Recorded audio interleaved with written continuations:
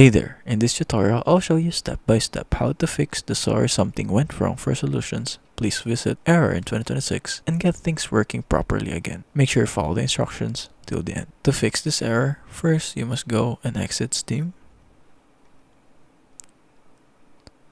After exiting Steam, go to Task Manager. To go to Task Manager, simply right click the taskbar and hit Task Manager.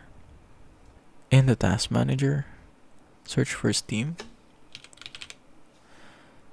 and if you see any active processes from Steam, simply end the task. To do that, let's say this is Steam. Now you can simply right click and end task. After that, close Task Manager and open Steam as administrator. Go to your Windows search bar and search Steam and run as administrator.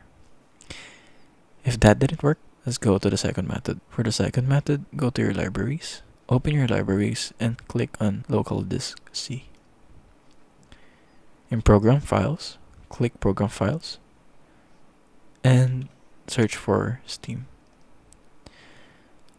Inside the Steam, go to User Data, click the numbers, and delete this config file. After deleting the config file, close the library and run Steam as administrator once again. If it helps, leave a like and subscribe for more tutorials like this.